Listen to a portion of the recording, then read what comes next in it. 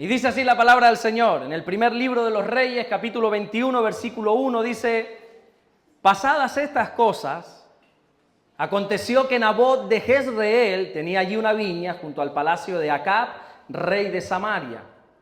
Y Acab habló a Nabot diciendo: dame tu viña para un huerto de legumbres, porque está cercana a mi casa, y yo te daré por ella otra viña mejor que esta, o si mejor te pareciere, te pagaré su valor en dinero. Versículo 3 dice: y Nabot respondió a Acab: guárdame el Señor, guárdeme el Señor, de que yo te dé a ti la heredad de mis padres. Versículo 4, con este terminamos la lectura de hoy. Y vino Acab a su casa triste y enojado, como un niño chico, igual un caprichoso. Me dijeron que no, y se fue a su casa triste y enojado por la palabra que Nabot de Jezreel le había respondido, diciendo: no te daré la heredad de mis padres. Y se acostó en su cama y volvió su rostro y no comió, igual que un niño. Amén. Vamos a orar en esta tarde. Señor, gracias por tu palabra. Gracias, Dios mío, porque la podemos leer libremente, Señor, sin miedo a persecuciones, sin miedo a represalia. Oramos en el nombre de Jesucristo, que mientras tu palabra es predicada, es enviada, es lanzada en esta tarde, Señor, que ocurran los prodigios, las señales, las maravillas, los milagros, las sanidades, las liberaciones, todo lo que tu palabra dice y promete que pueda hacer, que ocurra esta tarde en nuestras vidas. Gracias, mi Dios, por todo lo que estás haciendo, pero sobre todo gracias por todo lo que vas a hacer en el nombre de Jesús. Amén. Se puede sentar. Mi hija tiene, a pesar de su corta edad, 2 añitos, tiene una película favorita que es Up. ¿Cuántos han visto esta película de dibujos? Up, ¿verdad? Up trata de unos chiquitos jóvenes que se enamoran, una parejita, un niño y una niña que se enamoran. Los dos comparten su gusto por la aventura, por explorar y todo, y bueno, y al final crecen, se casan, se dedican a vender globos. Y entonces tienen un montón de planes este matrimonio.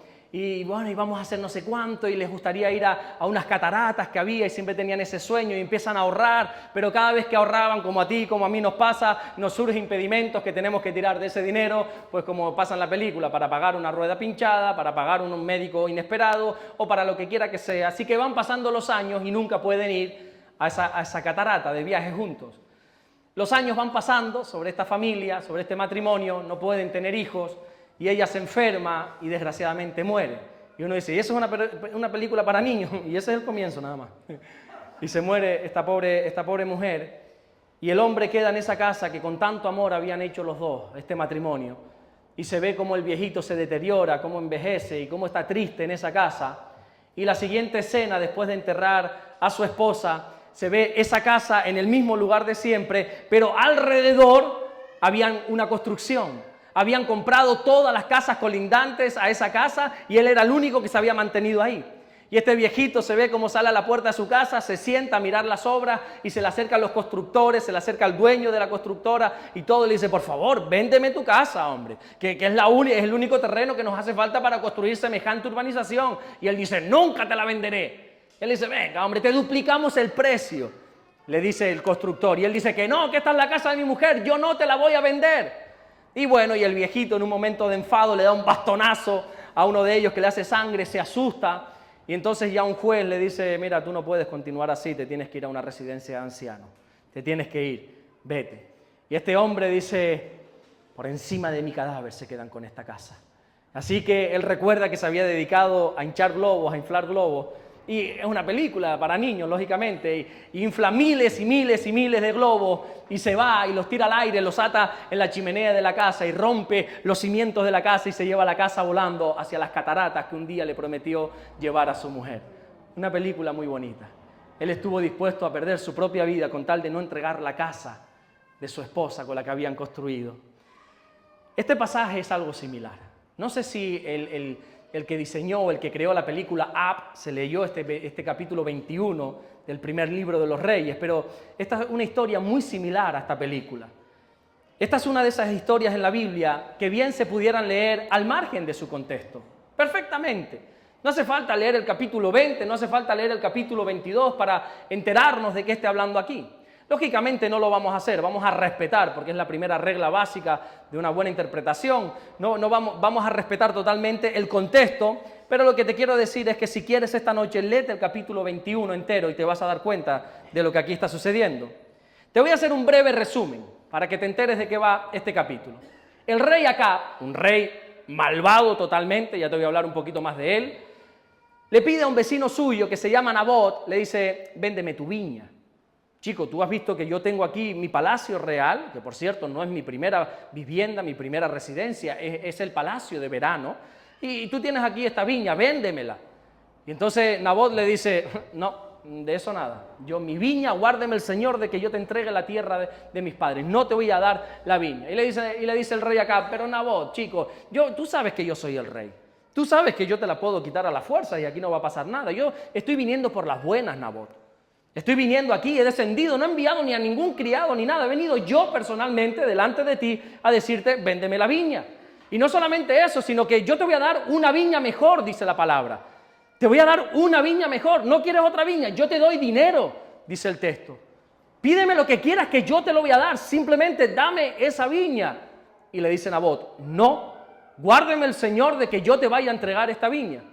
Así que Acab, el rey Acab, como es un caprichoso, se va a su casa enfadado, es que no me quiere dar la viña, que no sé qué, y le dice a la mujer, ¿pero acaso tú eres rey de Israel? ¿En serio? ¿Con esa actitud?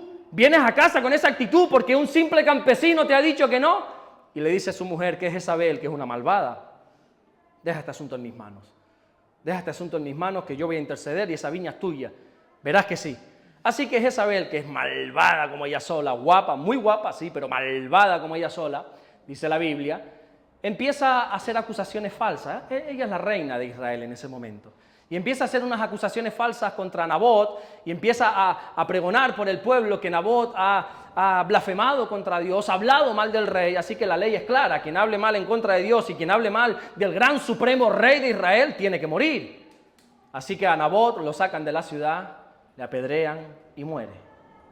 Entonces cuando matan a Nabot, Jezabel, contenta, con una sonrisa en la boca después de haber matado a un hombre inocente, va a su marido y dice, ahí lo tienes, vete y recoge la finca que ya es tuya. De eso se trata este capítulo. Pero todo este capítulo 21 va mucho más allá de una simple historia de dos hombres negociando por una tierra. Aunque de eso se trata, aunque cuando tú leas te vas a dar cuenta que de eso se trata, como el rey Acab negocia con otro hombre llamado Nabot por una tierra, este capítulo va muchísimo más allá de la negociación por una finca, por una viña. Este capítulo nos habla de hasta dónde somos capaces de llegar por mantenernos fieles a nuestro Dios. La Biblia nos llama a ser fieles a Dios hasta la muerte. En Apocalipsis capítulo 2, versículo 10 dice, sé fiel hasta la muerte y entonces yo te voy a dar la corona de la vida. Iglesia, sé fiel hasta la muerte. Aquí no se habla de fidelidad momentánea, aquí no se habla de que ahora puedes ser fiel y te conviene y vienes y te congregas. El Señor dice, sé fiel hasta la muerte, hasta el último día y entonces yo te voy a dar la corona de la vida. ¿Sabes qué significa la corona de la vida? El galardón que Dios tiene para cada uno de nosotros. Ese galardón, esa corona que va a estar diseñada, va a estar decorada según nuestras obras. Hay quienes van a tener una corona grande y hermosa, un galardón hermoso, y otros una coronita del Burger King. Pero van a tener una corona al fin y al cabo. y otros van a tener esa corona hermosa. Y la Biblia nos enseña algo tan lindo que es que cuando el Señor nos haga entrega de esa corona, nosotros cogeremos la corona y la arrojaremos a los pies de Jesús, que es nuestro enamorado. Ese es el gran galardón que nosotros tenemos. Yo anhelo ese momento, cuando me presente delante del Señor y poder escuchar esas palabras que mi Dios me diga de Alberto, buen siervo fiel, en lo poco fuiste fiel, en lo mucho te pondré, entra en el gozo del Señor. Yo anhelo esas palabras y que Él me pueda poner esa corona y yo agradecido quitarme la corona y arrojarla a los pies de nuestro Señor Jesucristo. Y eso es lo que tú vas a experimentar. ¿En serio? En serio. Esto no es una película. Antes te narré una película, pero esto no es una película. Eso lo vamos a experimentar todos. Un día, todo ojo le verá. Un día todos estaremos frente al Rey. Un día, dice la Biblia, toda rodilla se va a doblar delante de Jesús. Un día toda lengua va a confesar que Él es el Señor de señores y el Rey de reyes. Un día toda lengua que hoy puede ser que se esté burlando y se esté riendo de Jesús y se esté riendo de sus hijos como pudiera ser nosotros. Un día tus ojos verán como esa misma lengua que hoy se ríe proclamará el nombre del Señor. Amén. Y eso lo vamos a vivir todos, pero no todos van a recibir la corona. La Biblia dice, sé fiel hasta la muerte. Mantente fiel a Dios hasta la muerte y yo te daré la corona de la vida. Este capítulo 21 de Primero de Reyes, podríamos dividirlo en tres partes principales. La primera parte es Acab quiere negociar con Nabot. El rey Acab quiere negociar con este campesino llamado Nabot. La segunda parte es Jezabel se introduce en la negociación. La mujer malvada del rey se introduce en la negociación. Y la tercera parte, la mejor de todas, es que Dios interviene en la negociación. Esta historia sucede en Israel unos 800 años, año arriba, año abajo, antes de Jesús. Para este entonces estaba gobernando este malvado rey Acab, que es el séptimo de la dinastía de Israel. 7 reyes habían antes de él, muchísimos después de él, pero ninguno tan malo como este hombre. Si tú quieres ver un rey impío, un rey gamberro, un rey malo, estudia la vida de Acab. Es lo peor que te puedes echar a la cara como rey. La Biblia dice en Primera de Reyes 16:29, comenzó a reinar Acab, y Acab, hijo de Onri, hizo lo malo ante los ojos del Señor, más que todos los que reinaron antes de él. Y mira que hubieron reyes malos, te lo garantizo. Pero Acab se lleva el premio gordo. Acab es el peor, es el más malvado de todo. Acab no solamente era malo, sino que se casa con una mala, porque así es. Dios los cría, ellos se juntan, dicen por ahí, ¿verdad? Y se casa con una mujer muy guapa, pero muy mala. Los solteros, por favor, vana es la hermosura, dice el Señor. No te fijes solo en la hermosura de las mujeres. Las solteras, no se fijen en la hermosura de los hombres. Fíjense que teman al Señor.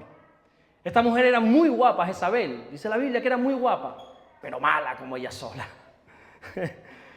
Y Jezabel, que no era de Israel, ella era una idólatra de otro lugar, ella adoraba a otros dioses, era idólatra. Y entonces dice la Biblia que condujo a su esposo Acab a idolatrar a un dios falso llamado Baal. Fíjate, no es Acab que le diga, Jezabel, yo soy el hombre de la casa y aquí tememos al Señor y aquí vamos a adorar al Señor. No, es Jezabel quien lidera esa casa y le dice, no, déjate de Jehová y aquí a quien vamos a adorar es a Baal. Y Acab dice, sí, yo voy a adorar a Baal.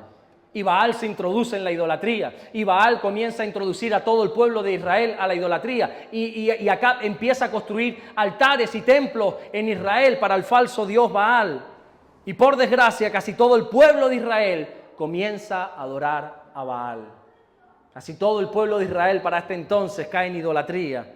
De ahí viene la famosa historia, que tú te la sabes mejor que yo seguro, de cómo Elías, un hombre conforme a Dios, un hombre temeroso de Dios, que Dios lo usaba mucho, dice, no puedo más, algo hay que hacer.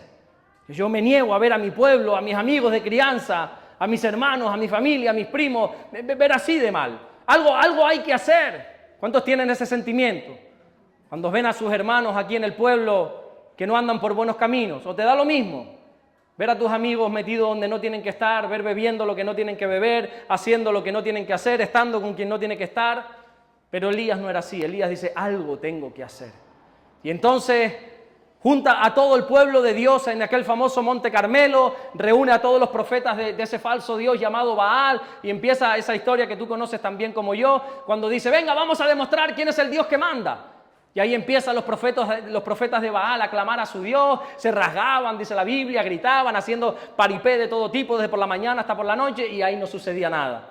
Dice Elías, ¿ya terminaron con su show? Sí, está bien, ok. Dios manda fuego, y dice la Biblia que el Señor descendió con fuego y consumió todo el holocausto que había ahí. Pero a pesar de que Dios demostró su grandeza, a pesar de que Elías triunfó en ese monte, la opresión demoníaca, y presten atención a esto por favor, la opresión demoníaca era tan fuerte en ese lugar que Jezabel se levanta y le dice a este hombre que acaba de vencer a más de 450 hombres, que acaba de desafiar al rey delante de todos y lo ha vencido, una sola mujer ahora le dice a ese hombre, mañana te cortaré la cabeza. Y dice la Biblia que Elías entra en una depresión, que se tiene que huir de ese lugar y se mete debajo de un árbol y le pide a Dios en oración, quítame la vida, ya no puedo más. ¿Cómo se vivía para este entonces en Israel? Porque para lograr entender en su totalidad esta historia, hemos de conocer cómo se vivía. Todo el pueblo estaba empobrecido, nefasto, o sea, por el nefasto liderazgo de Acab.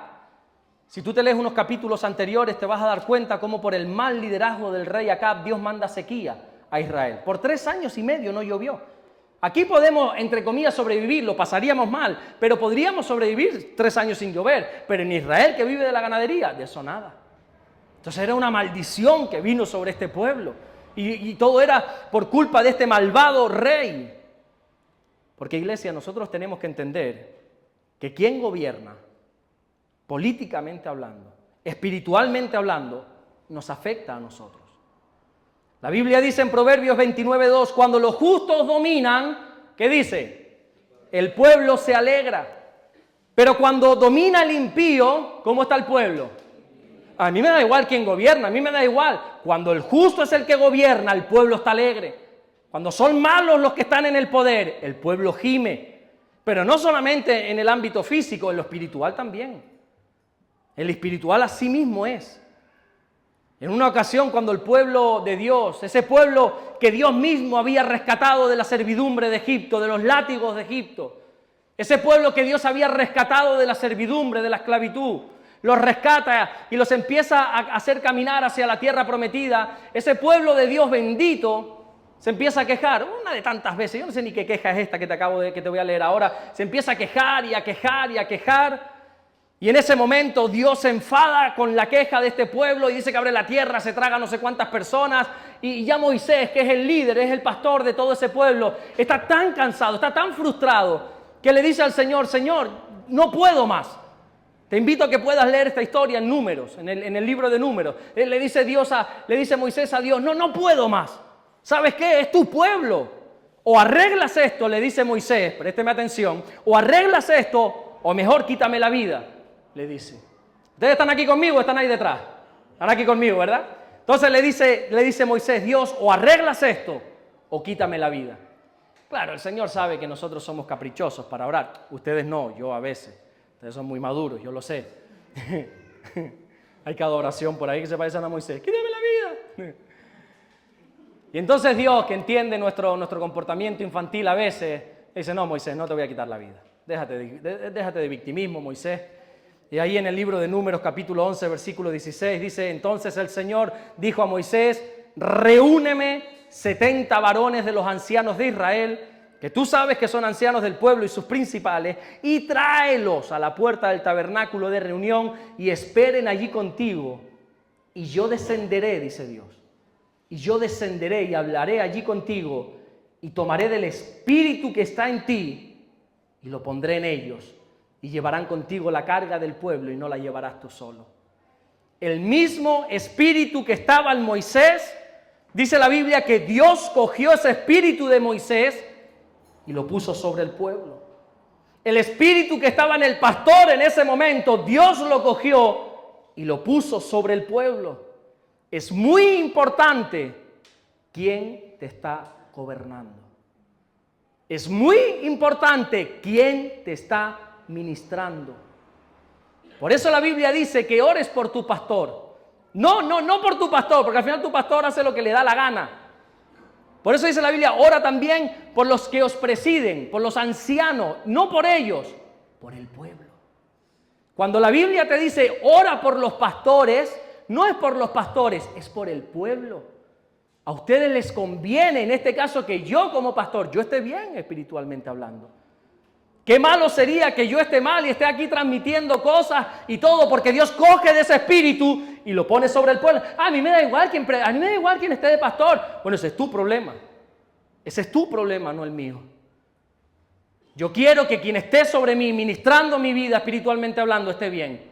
Porque entiendo en pasajes como este y en muchos otros que Dios toma del espíritu y lo pone sobre el pueblo.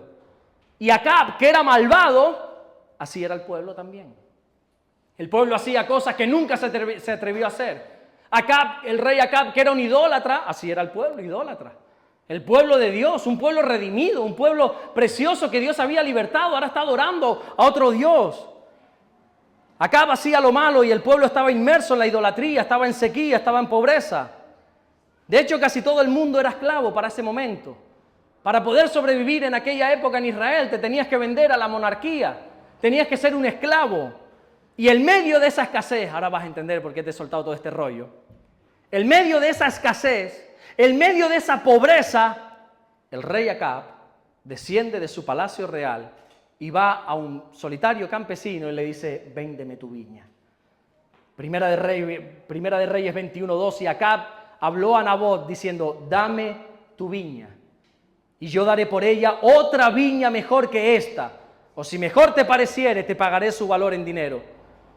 Nabot era un israelita de la ciudad de Jezreel, es lo poco que se sabe de él. Mira, yo te adelanto algo, no busques a Nabot más adelante, no lo busques detrás, no lo busques en los evangelios, no busques a Nabot en Génesis, no lo busques en Deuteronomio, porque Nabot solo sale en este versículo. Es uno de esos personajes en la Biblia que salen y desaparecen, como mismo entran, como mismo salen. Es uno de esos personajes que yo digo que se colaron en la Biblia.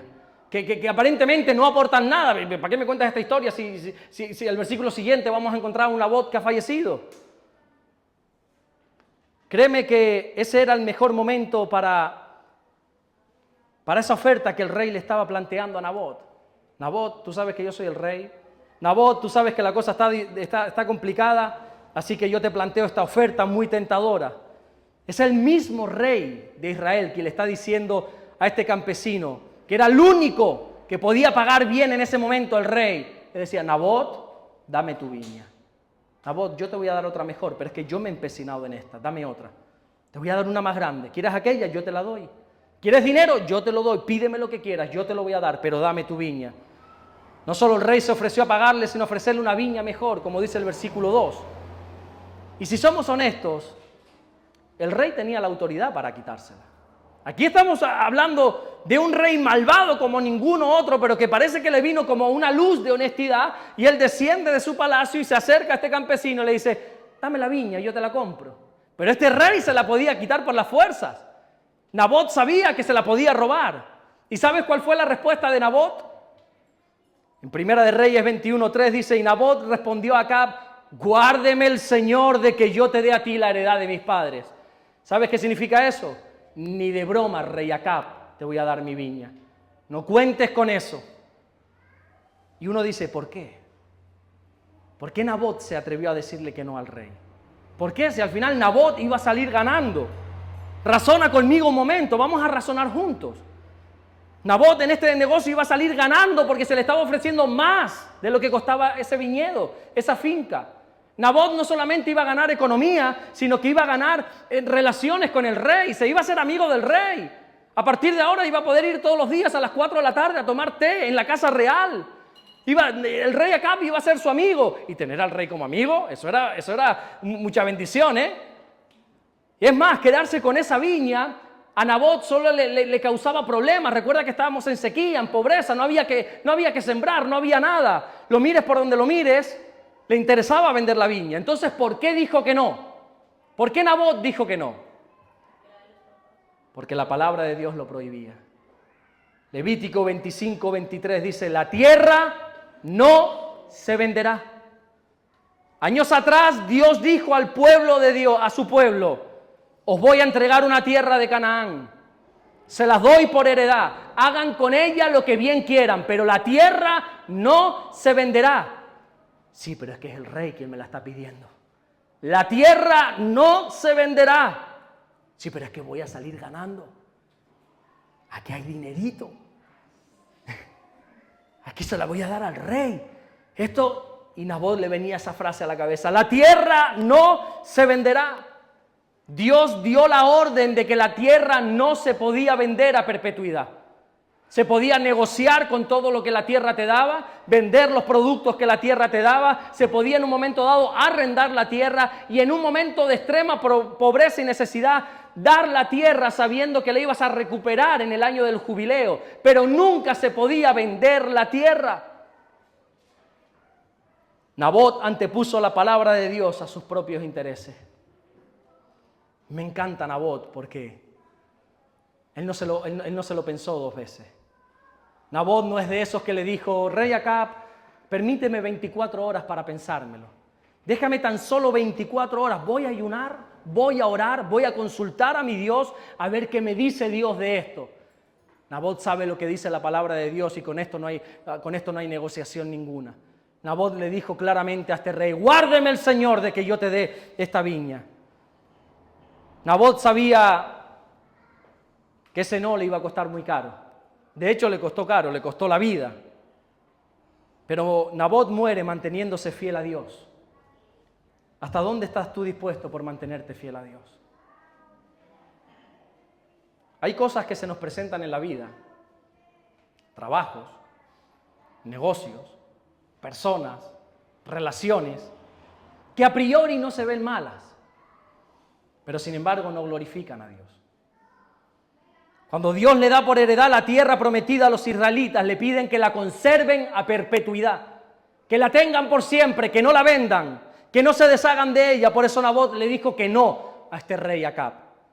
Y a nosotros Dios también nos ha dado algo que cuidar. Dios nos ha entregado a cada uno de nosotros, dice la Biblia en el libro de Romanos, una medida de fe. Romanos 12:3, conforme a la medida de fe que Dios repartió a cada uno. Dios te ha dado una fe para que la cuides, para que la hagas crecer. Y al igual que ordenó a los israelitas a cuidar su tierra, así tenemos que nosotros cuidar nuestra fe. Pero no es un cuidado pasivo. No, sí, yo tengo fe. No, yo creo en Dios. ¿Y qué estás haciendo? ¿Creer? No, pero algo más tiene que estar haciendo, hombre. No, yo creer. Como dicen algunos, no, yo, ¿cómo dicen? Que no tiene ni pie ni cabeza esa explicación. Por eso dice, yo soy creyente, mas no practicante. ¿Y en qué crees tú entonces? Pues si crees en lo que la palabra de Dios dice, la palabra de Dios dice que tienes que practicar tu fe. No, soy creyente, mas no practicante. Pues no sé en qué crees estás tú, en qué Dios estás creyendo tú. Si tú no cuidas tu fe puede morir. Santiago 2:17 dice, así también la fe, si no tiene obras, es muerta en sí misma. Nosotros hemos de guardar nuestra fe y sobre todo en tiempos de crisis, sobre todo en tiempos difíciles que vienen. Hay ofertas muy tentadoras que vienen todos los días a nuestra vida. ¿O solo es a mí? Hay ofertas muy tentadoras que todos los días se nos ponen delante. Hay momentos en nuestra vida que guardar nuestra fe es fácil, es sencillo. Circunstancias en nuestra vida que hacer crecer la fe que Dios nos ha dado es sencillo. Pero hay otros momentos que nuestra fe se hace vulnerable. Momentos de crisis donde podemos poner en juego nuestra fe cediendo a otras ofertas que el enemigo nos está haciendo, nos ofrece.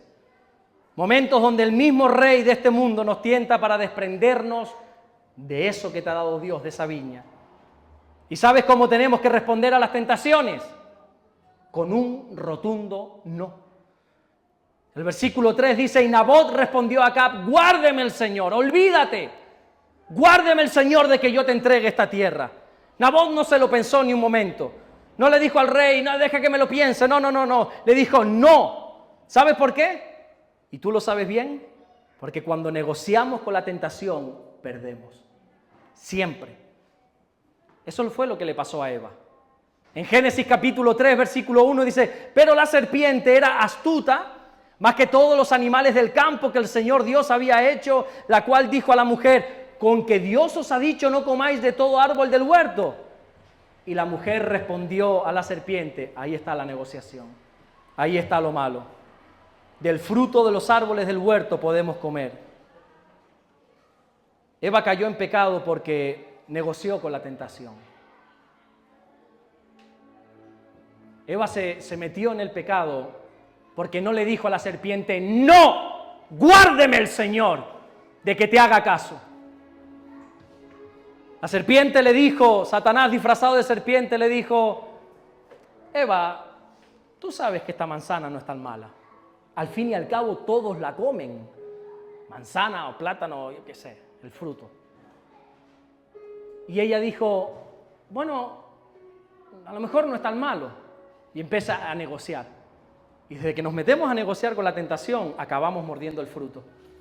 Cuando no decimos un no rotundo a esa tentación, créeme que cuando menos te lo esperas, tienes la manzana mordida en la mano. Solo hay una respuesta contra la tentación y está en Mateo capítulo 4, versículo 10. Vete, Satanás, porque escrito está. Me da lo mismo lo que suceda. Vete, Satanás, porque escrito está. Lo que está escrito en la palabra debe ser nuestra respuesta a la tentación.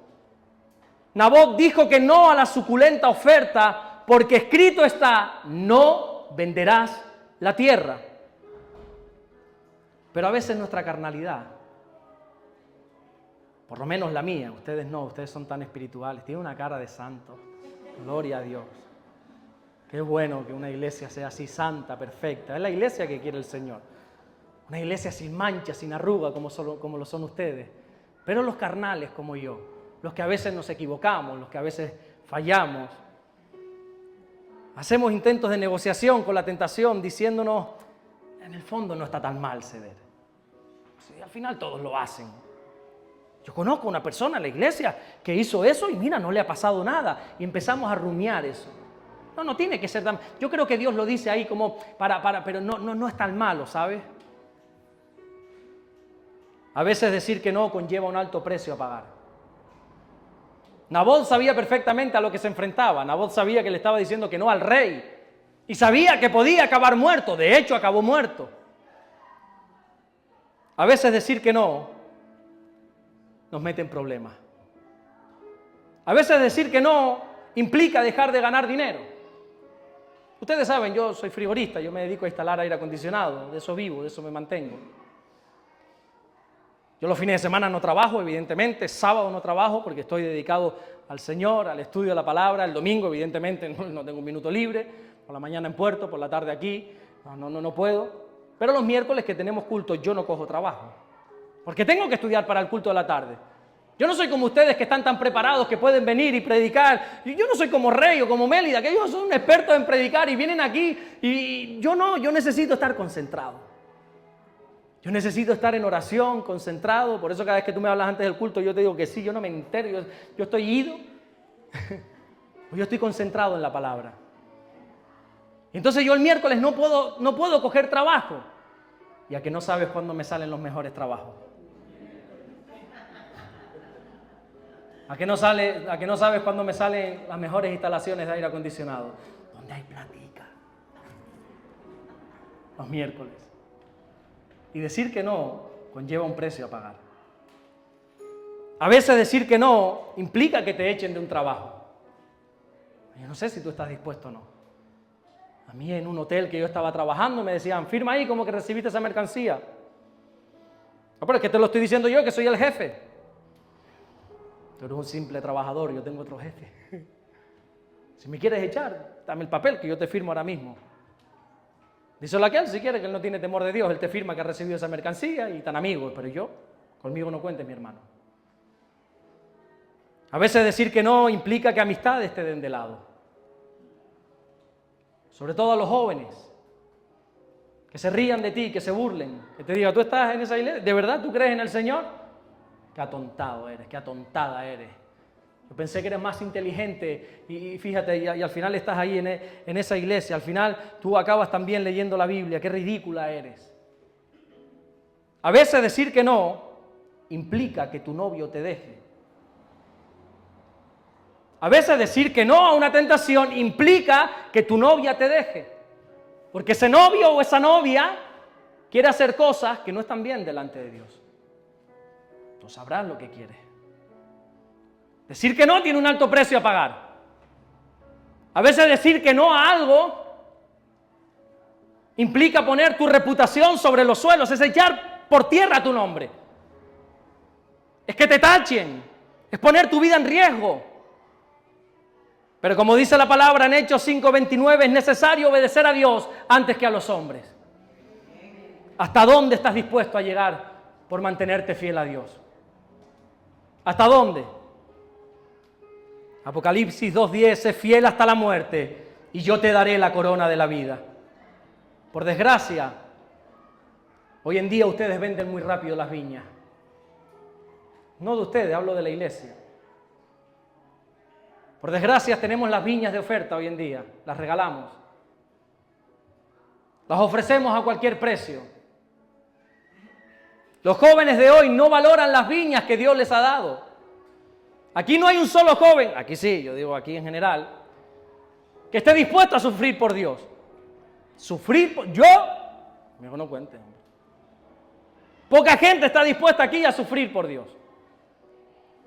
Por desgracia vivimos un tiempo donde la mayoría de los jóvenes ni se plantean abstenerse de algo por mantenerse fiel a Dios.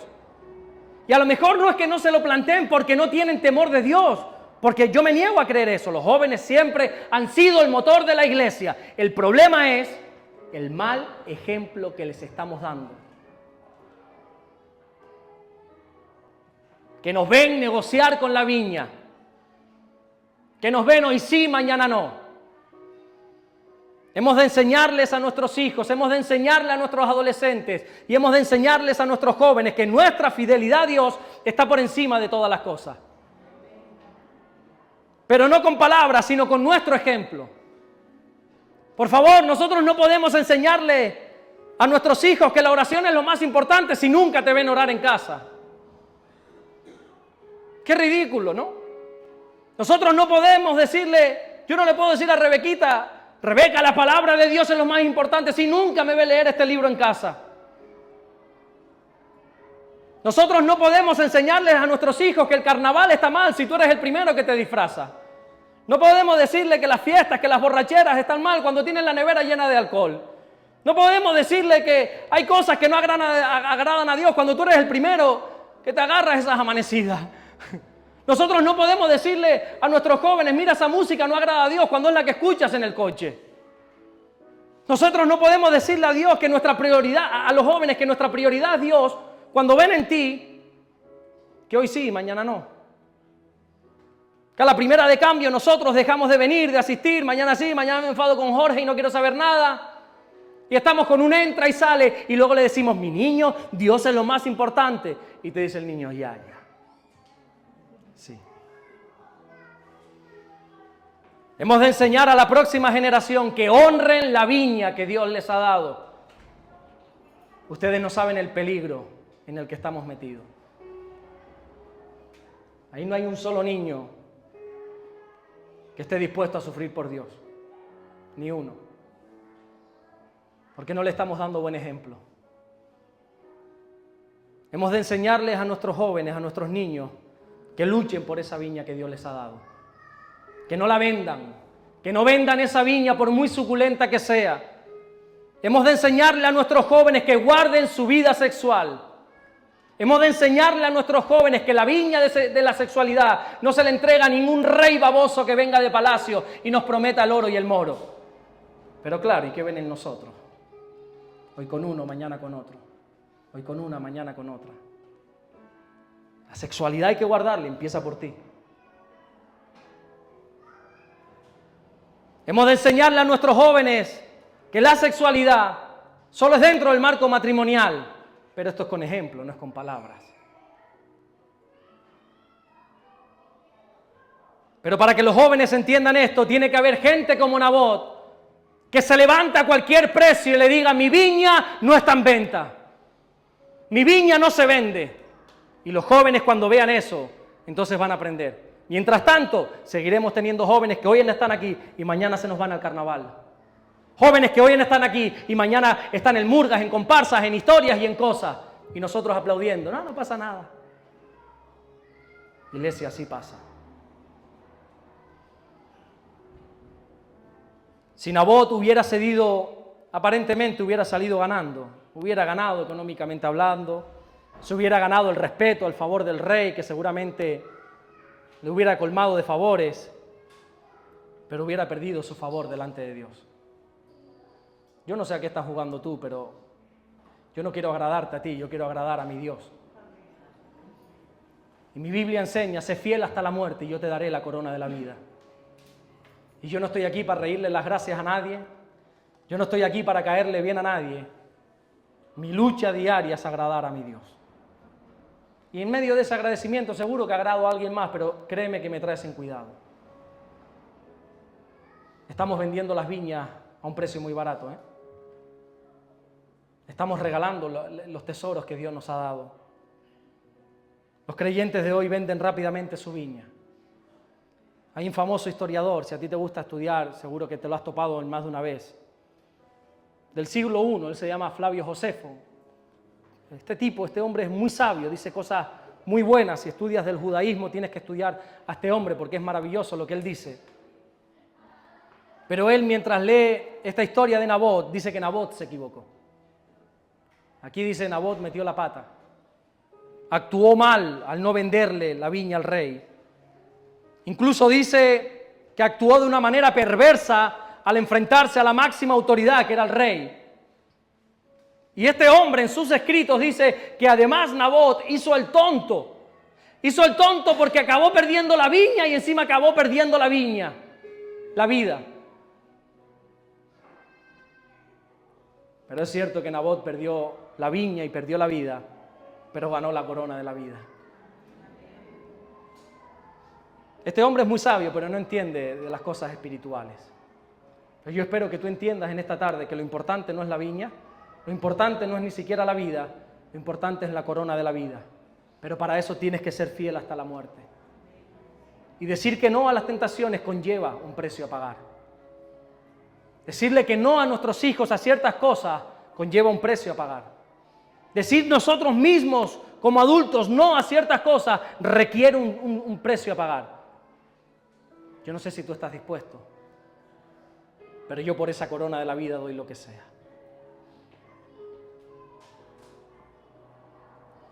Señor, yo te adoro, mi Dios. Yo te adoro, precioso Dios. Yo quiero ser fiel hasta la muerte, mi Dios. Aunque vengan tentaciones suculentas, aunque vengan reyes a comprarme la viña, yo quiero ser fiel a ti, mi Dios. Yo quiero honrarte con mi vida. Quiero glorificarte en todos los aspectos de mi vida, Señor. Señor, yo quiero ser un buen padre para mi hija y darle ejemplo con mi vida, no con palabras. Quiero predicar con el ejemplo, Señor. No quiero ser un cristiano de dobles tintas, no quiero ser un cristiano que hoy sí, mañana no. No quiero ser un creyente que si hoy me sale algo mejor te abandono y te dejo, mi Dios. Yo quiero serte fiel, Jesús, hasta el último día de mi vida, mi Dios. Yo quiero serte fiel hasta la muerte, Jesús. Y honrarte y glorificarte y exaltar tu nombre y predicar de ti a toda criatura, mi Dios. Yo quiero serte fiel al precio que cueste. Quiero serte fiel, Jesús. Yo quiero serte fiel, mi Dios.